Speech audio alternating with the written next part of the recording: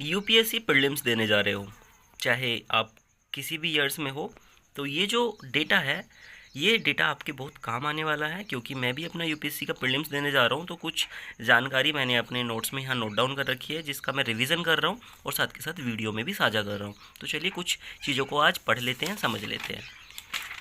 देखिए, सिकाडा, साइकेडा, मंडूक, फूदक या फ्रॉगहोपर या ताल विसर्पी या पोड स्कैटर, ये क्या हैं? ये अगर इस तरह के नाम आ जाएं तो ये हमारे कीट है। ये जो है सिकाडा, साइकेडा जो है जंगल में बहुत आवाज़ करने के लिए जाना जाता है। बाजार में मिलने वाले अनेक च्युइगम्स, इनके बारे में समझ लो भाई। पर्यावरण प्रदूषण का स्रोत हैं ये।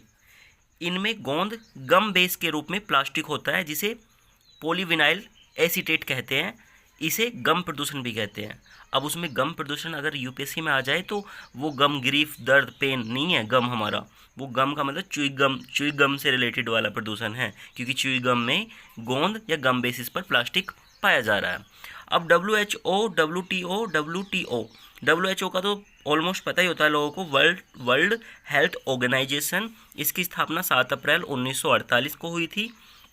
ऐसे सोचो, 1947 में देश आज़ाद हुआ, तो देश आज़ाद होने के बाद 1948 में हमारा वर्ल्ड हेल्थ ऑर्गेनाइजेशन की स्थापना याद कर लो। अब डब्ल्यूटीओ को लेकर दो चीज़ें आ जाती हैं। एक आता है वर्ल्ड ट्रेड ऑर्गेनाइजेशन और एक आ जाता है वर्ल्ड टॉयलेट ऑर्गेनाइजेशन। तो वर्ल्ड ट्रेड ऑर्गेनाइजेशन की स्थापना 1995 में है, और जो ये टॉयलेट वाला ऑर्गेनाइजेशन है ना, इसकी स्थापना 2001 में मानो, स्टार्टिंग में मान लो 19 नवंबर 2001। अब ये कुछ इकोलॉजी और इन्वायरमेंट से रिलेटेड है। हमारे जो शेर है वो साल भर प्रजनन कर सकते हैं, मतलब कोई भी फिक्स टाइमिंग नहीं है।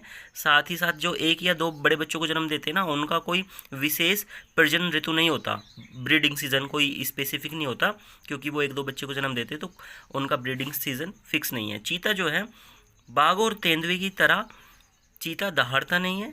और तेंदुए जो हैं, जो नर तेंदुए हैं, वो अपनी पहचान कैसे छोड़ते हैं, अपना क्षेत्र कैसे घोषित करते हैं? अपने यूरिन, दैट मीन्स टॉयलेट, और पंजों के निशान से अपना क्षेत्र घोषित करते हैं। वितरित ऊर्जा संसाधन के उदाहरण जो हैं, बैटरी भंडारण, बायोमास जनरेटर, ईंधन सेल, रूफ टॉप ऑफ सौर प्रकाशीय वोल्टेज यूनिट।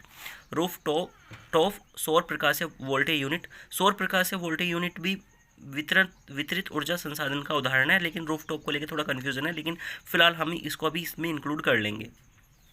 आगे जल वाष्प के बारे में थोड़ा जान लेते हैं। और ये जल वाष्प को मैं किस बेसिस पर डिफाइन करना चाह रहा हूँ? ध्रुवों पर और विषुवत रेखा पर। जल वाष्प यह एक गैस है, इसकी मात्रा ऊंचाई के साथ घटती है। जल वाष्प ऊंचाई के साथ घटता है। ध्रुवों पर इसका प्रतिशत न्यूनतम, ध्रुवों पर जल वाष्प का प्रतिशत न्यूनतम और विषुवत रेखा पर इसका प्रतिशत अधिकतम होता है, जिस कारण यहाँ वाष्पीकरण अधिक होता है। कहाँ पे वाष्पीकरण अधिक होता है? विषुवत रेखा पर। और विषुवत रेखा के पास गर्म तापमान और अधिक नमी होती है। ध्रुवों पर तापमान कम और हवा शुष्क होती है और वाष्पीकरण कम होता है। इस चीज़ को फिर से एक बार समझ लेते हैं। देखो, जल वाष्प एक गैस है, इसकी मात्रा ऊंचाई के साथ घटती है, ठीक है। ध्रुवों पर इसका प्रतिशत न्यूनतम होता है, ध्रुवों पर इसका प्रतिशत न्यूनतम होता है। उसी तरह विषुवत रेखा पर जल वाष्प का प्रतिशत अधिकतम होता है।